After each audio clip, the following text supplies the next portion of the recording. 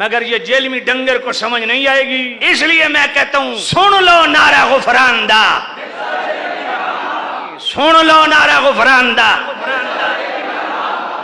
اس نے کہا باب شاہی کوئی نہیں۔ میں نے قرآن مجید کی 14 آیتیں اور 6 حدیثیں شتہ سے بخاری سے مشکات تک نمبرنگ کے ساتھ پورا بیان ریکارڈ کروایا، اس کو اس نے ہاتھ تک نہیں لگایا کیونکہ جواب ہی نہیں۔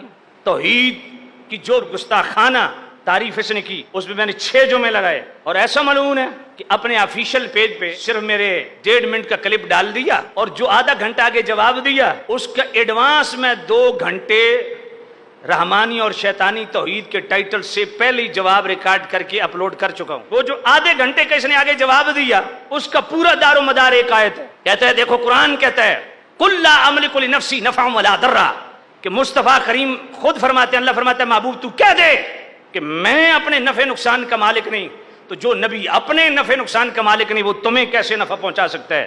سورۃ الحشر آیت نمبر 7 وَمَا آتَاكُمُ الرَّسُولُ فَخُذُوهُ وَمَا نَهَاكُمْ عَنْهُ فَانْتَهُوا، فرمایا جو میرا نبی دے لو، جس سے روکے رک جاؤ۔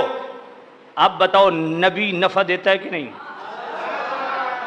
سورۃ الاعراف آیت نمبر 157 وَيُحِلُّ لَهُمُ الطَّيِّبَاتُ وَيُحَرِّمُ عَلَيْهِمُ الْخَبَائِثَ، فرمایا ہم نے مصطفیٰ کو یہ اختیار دیا ہے، میرا نبی پاک چیزوں کو حلال کرتا ہے، خبیث چیزوں کو حرام کرتا ہے۔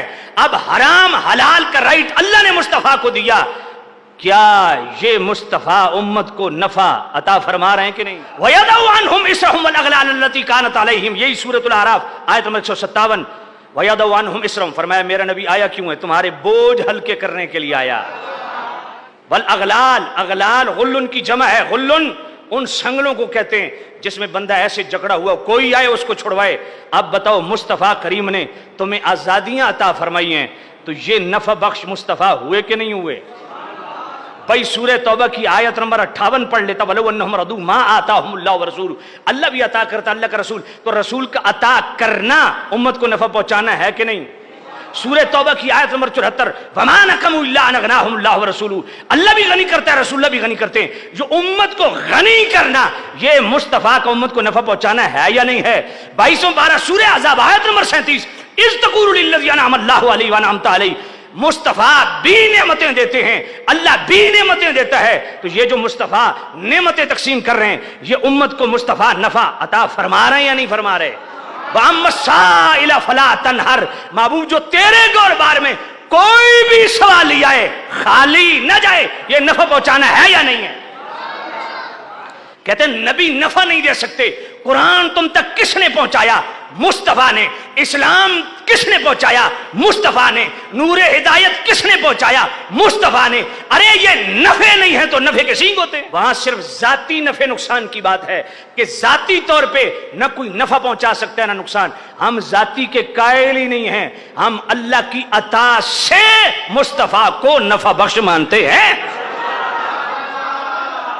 اللہ فرماتا ہے وَمَن يُعَظِّمْ شَعَائِرَ اللَّهِ فَإِنَّهَا مِن تَقْوَى الْقُلُوبِ لَكُمْ فِيهَا مَنَافِعُ، ہائے ہائے ہائے ہائے، فرمایا قربانی کا جانور میری نشانیوں میں سے ہے، اس کی تعظیم دل کا تقوی ہے۔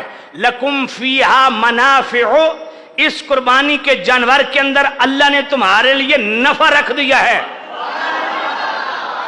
میں نے کہا جیل میں ڈنگر، یہ میں قرآن پڑھ رہا ہوں، سورہ حج پڑھ رہا ہوں، 17واں پارہ پڑھ رہا ہوں، آیت نمبر 32 پڑھ رہا ہوں۔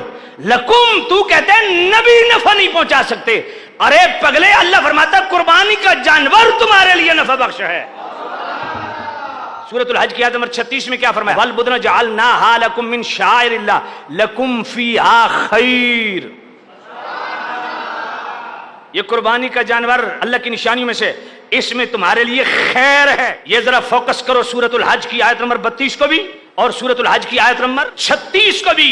اللہ سورۃ الحج کی آیت نمبر 36 میں کیا فرماتا ہے؟ لَكُمْ فِيهَا مَنَافِعُ، قربانی کے جانور تمہارے لیے نفع بخش ہیں۔ اور آیت نمبر 32 میں کیا فرمایا؟ لَكُمْ فِيهَا خَيْرٌ، اس میں تمہارے لیے خیر ہے، بھلائی ہے، تو بھلائی بھی نفع کا دوسرا نام ہے۔ اب میں اس जेलवी जानवर से पूछता हूं, तू कहते हैं नबी नफा नहीं पहुंचा सकता। मैंने कहा पगले, ये सूरतुल हज की आयत नंबर 32 है, ये सूरतुल हज की आयत नंबर 36 है। अल्लाह फरमाता है कुर्बानी का जानवर ये भी तुम्हारे लिए नफा बख्श है। कितना नफा बख्श है? मेरे नबी से पूछा गया कुर्बानी क्या है? हुजूर ने फरमाया सुन्नत अबीकुम इब्राहिम, ये तुम्हारे बाप इब्राहिम की सुन्नत है। फमालना फीहा या रसूल अल्लाह, या रसूल इस कुर्बानी के जानवर में हमारे लिए क्या है? मेरे नबी ने फरमाया बिकुल्लि शअरतिन हसनतुन, फरमाया इसमें कुर्बानी के हर जानवर पर तुम्हें नेकी मिलेगी। शअरतिन के नीचे जो तनवीन है, दो जेरें हैं, ये तनवीन तनकीर तहकीर के लिए है। हसनतुन के ऊपर जो तनवीन है दो पेशे, ये तनकीर ताज़ीम के लिए है। मतलब ये होगा कि कुर्बानी के जानवर पर छोटे से छोटे बाल पे बड़ी से बड़ी नेकी। जरा तवज्जो करना, कुर्बानी का जानवर कितना नफा बख्श है।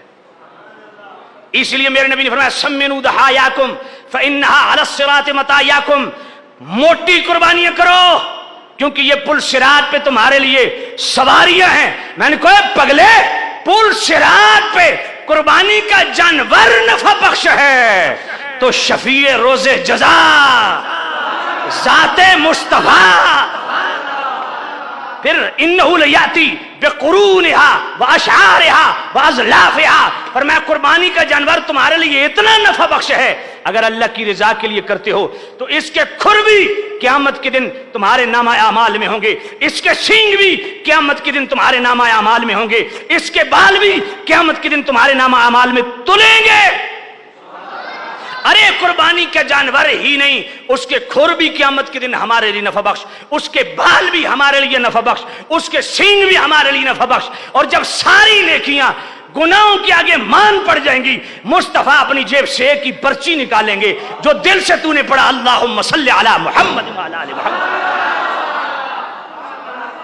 हाय हाय हाय, मुस्तफा की जात पे एक दफा पढ़ा गया दरूद, अगर मुस्तफा का जिक्र इतना नफा बख्श है तो मुस्तफा की जात कितनी नफा बख्श होगी।